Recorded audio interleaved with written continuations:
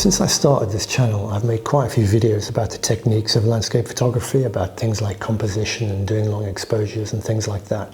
But what I've never really talked about is why it is that we take landscape photographs. What is it that compels us to travel halfway across the world and to get out of bed at a ridiculous time in the morning, stagger up a mountain and wait around in the freezing cold for just the possibility of a glimpse of a little bit of light so we can take an image? What is it that actually compels us to do that? What does landscape photography do for us? And if we understand that, will it help us to take better photographs? Now, the more I think about this, the more I realize that there probably aren't really any easy answers. But if we're going to start somewhere, I think we really have to start with a connection with nature that we have as human beings, because for the vast majority of human existence on this planet, we've actually lived in nature and it's where we felt at home. But in more recent times, as we've lived more and more in cities, I think we've lost quite a bit of that connection. And you can see that connection is still there. It's why on a sunny day we go and sit in parks, or where I live in Portugal, people will get in their cars and drive out to the coast and sit and watch the sunset in the ocean.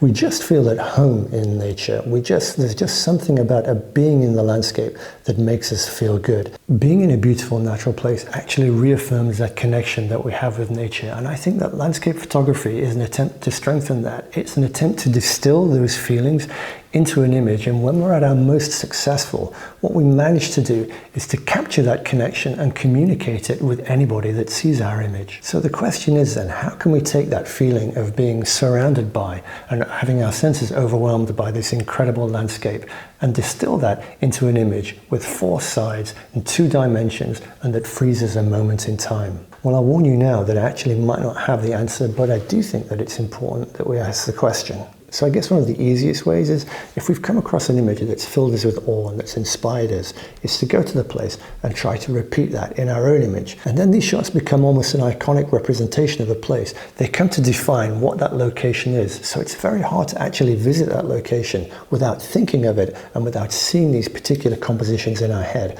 and wanting to repeat them, or feeling that if we don't repeat them, we're not actually capturing an image of that place. Now, it's certainly possible to get great results from doing this, and there's no real harm in doing it. A musician will do a cover version of another artist's song, and whenever they do that, they'll always leave a little bit of themselves in the cover version that they do. And likewise, when a photographer makes an image of a well-known location and shoots it in the same way, they're always going to leave a little bit of themselves in the work. It's never going to be an identical copy, even if it's just the weather and conditions that are a little bit different, or you try to choose a different foreground or compose it in a slightly different way. At one point or another, every photographer has done this, and it does make commercial sense to do it. And of course, it is possible to get great images from doing this. After all, these compositions become iconic because they are successful at capturing the essence of a particular place, and they do it so well that they do inspire other people to visit this place. So of course, doing our own copy of that is going to give us some of the same satisfaction that we got from when we first saw these versions of the images that inspired us to go there in the first place. But the problem is, we can be so impressed by these images, they can so define our view of a place, that they can make it almost impossible for us to see it with our own eyes. We can actually turn up at a place that we've never visited before with a preconceived idea of what it's going to be like and what we're going to shoot. And that template that we bring with us in our minds can actually stop us from getting our own experience of the place, of seeing it with our own eyes, and of really seeing how the place makes us feel. So if we loop back to the original proposition about reaffirming our connection with nature, how can we really be doing that when the template that we're using is one that someone else created? How much can I be communicating of my own experience there? And how much satisfaction do I actually get from doing these images? Now, I think the answer to that becomes apparent when we look back at our work, usually after a period of time. I really do believe that a lot of the value that we give images becomes apparent over time. And in my own experience, when I look back at the trips that I made, quite often I've gone there with a particular idea of what it is that I'm going to shoot, with particular compositions in mind. And in many times I've actually succeeded in shooting them. But the images that I look back on, that I'm usually the most satisfied with and take the most pride in, are usually not those images. They're actually the ones that I didn't expect to shoot.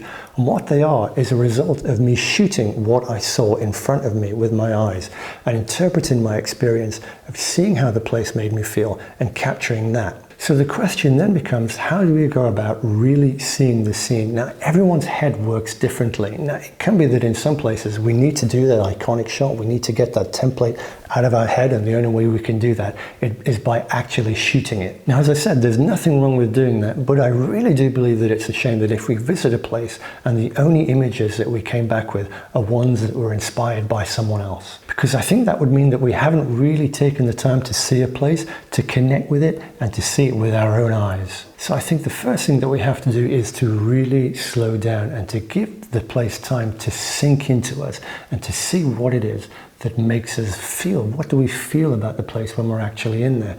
It's very easy to visit a place when you've got this fixed idea in your head of how you're going to shoot it, and to be so absorbed with doing that that you forget to actually stop and look around and see everything about the place. Look behind you, look over there, walk around, breathe, take it in. So what's one of the most important things to do is to get there as early as possible and spend as much time in the location as you possibly can.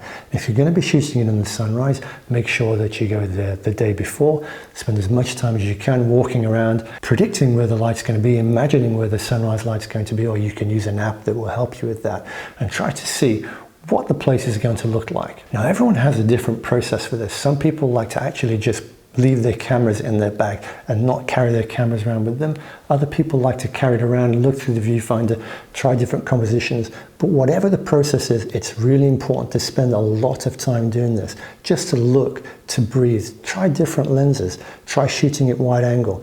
Perhaps maybe the best way to capture a scene is with a telephoto, and just an abstract part of a scene can say more about the scene than the wide-angle vista. Or it could be that what you really need to do is to shoot a panorama to capture the whole majesty of the location in front of you.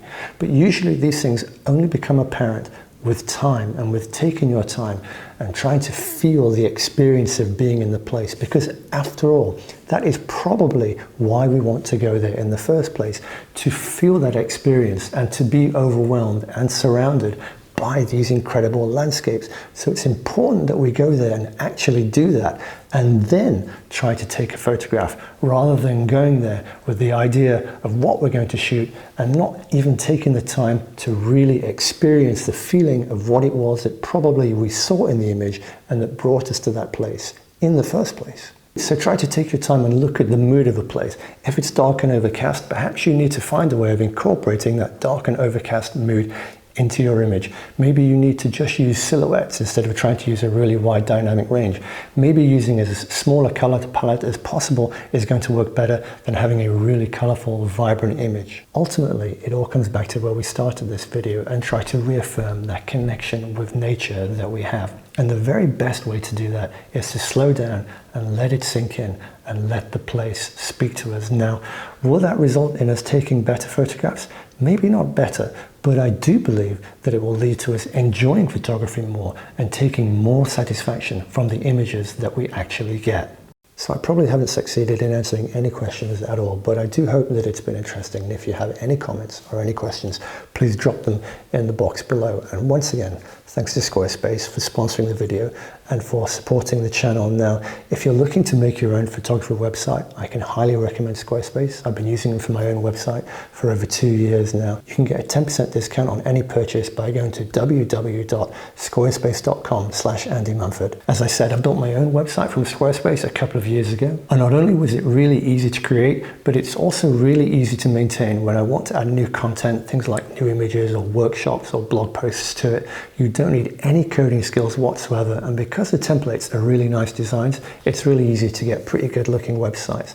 Now, there's a huge amount of flexibility built in, so you can really personalize a website and make it your own. For example, I really like the front page templates with these images that fill the full width of a browser and can be stacked on top of each other. So I use the front page templates in different places throughout my own website. You can start a free trial at www.squarespace.com/Andy Mumford, and if at the end of the trial you decide to keep using them, you can get a 10% discount by using the discount code Andy Mumford. Okay, so thank you so much for watching, and thanks so much for all the support of the channel. It is really appreciated. And until the next time, take care and see you soon.